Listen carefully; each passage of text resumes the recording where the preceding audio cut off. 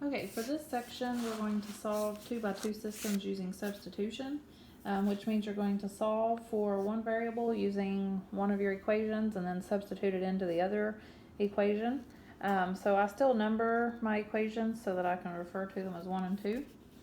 So for this one already has y solved for us, so we actually don't have to solve for a variable. Normally you'd have to pick and solve for x or y using the first or second equation. But since this one's already done, what we're going to do is we're going to substitute this y into that y. So substitute the second equation into the first equation. So I'm going to have 3x plus 2 times y, which we know is negative 3x plus 6, is equal to 9. And then I can solve my linear equation in terms with just an x. I can solve, so I've got 3x, 2 times negative 3 is minus 6x, and 2 times 6 is 12, is equal to 9. And then I've got 3x minus 6x is negative 3x, and subtract 12, I get 9 minus 12 is negative 3. If I divide by negative 3, I get 1 for x.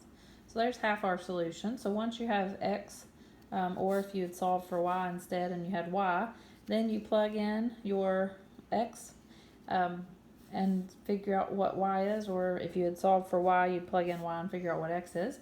So you can plug in a 1 into the first equation or the second equation. Personally, I'd pick the second since it's already got y equals in terms of x, so I would just plug it in here. So I would have y is equal to negative 3 times x, which we just found to be 1, plus 6. Negative 3 plus 6 is 3. So our answer is the ordered pair 1, 3. And all of these, your answer should be ordered pairs because it's x comma y. And you can always check this as well. You can plug in 1 for x, 3 for y, and make sure it works. 3 times 1 is 3, plus 2 times 3 is 6. 3 plus 6 is 9.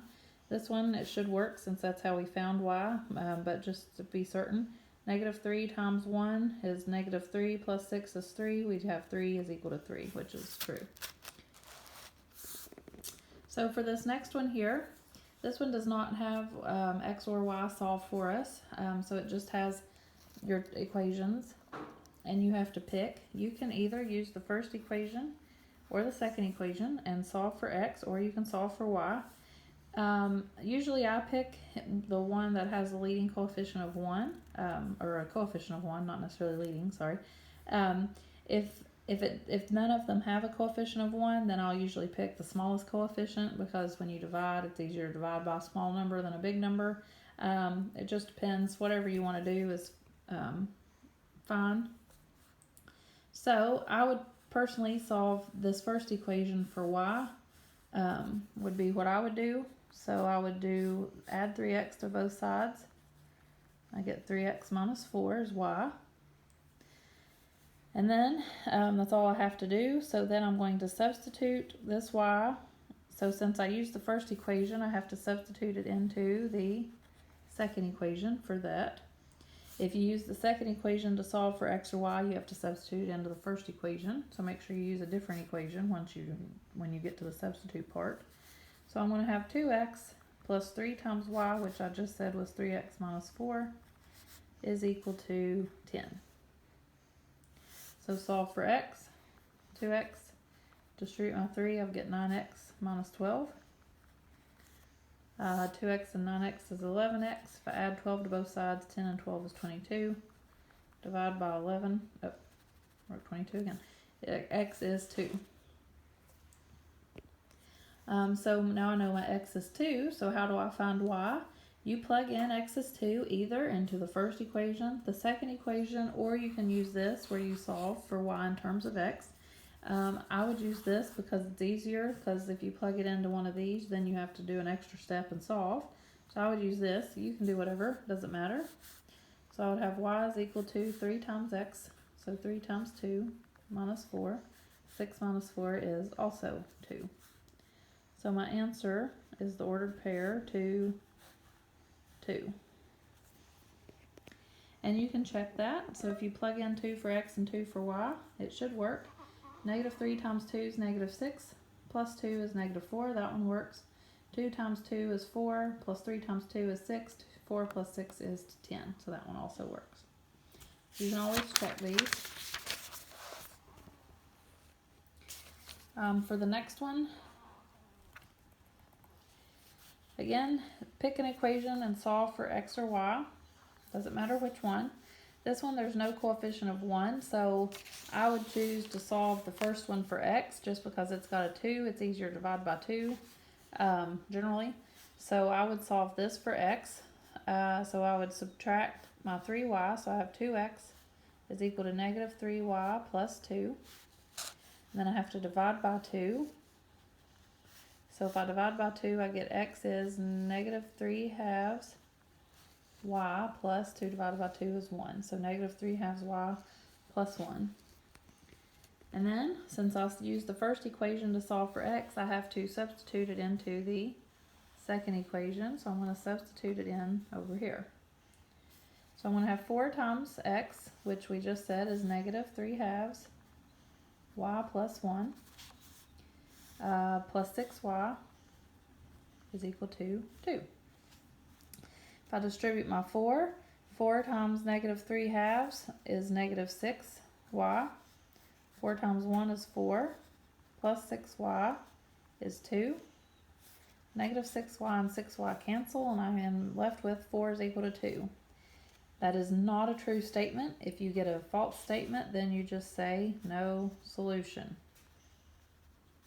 It is inconsistent. If you had gotten a true statement, you would say that it's infinitely many solutions.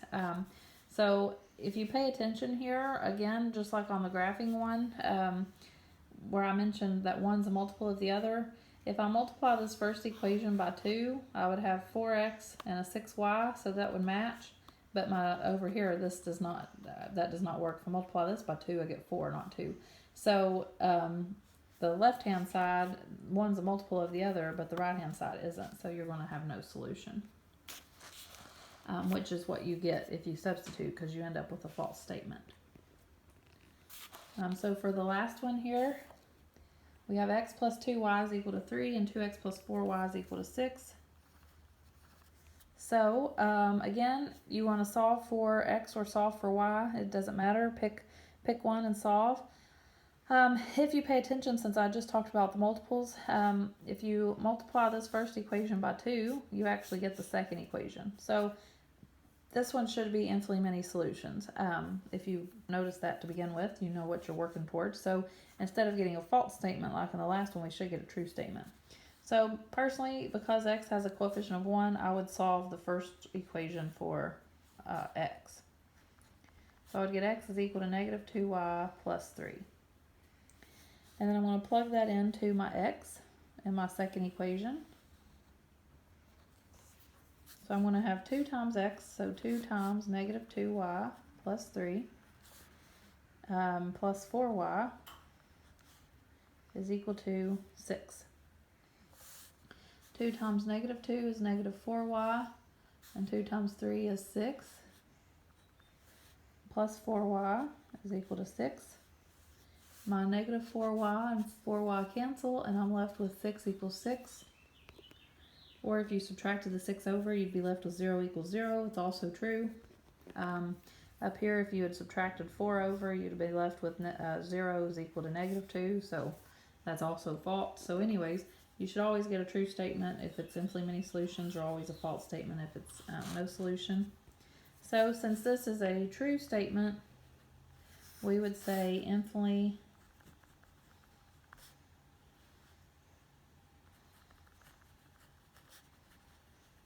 many solutions. It is dependent, just like on the graphing one, I wrote it in terms of x or in terms of y. So this one, if you wanted, if it asked you to do that, it depends on what you pick. So if you wanted to write it in terms of y, we've already solved for x here. So in terms of y, we would do x has to be negative 2y plus 3, and then y can be whatever you want it to be. You can pick. So if you pick a 0 for y, plug it in here, get this x, that will work. pick a 1 for y, plug it in here, that'll work, whatever you pick. You could also solve for y instead. If you solve for y in terms of x, then write it that way in terms of x. Usually I don't ask for you to do that, just if you see it in a textbook or something. As long as you get a true statement that say implement any solutions, that's usually where I stop at. I don't go on to write it as a dependent ordered pair. But you can.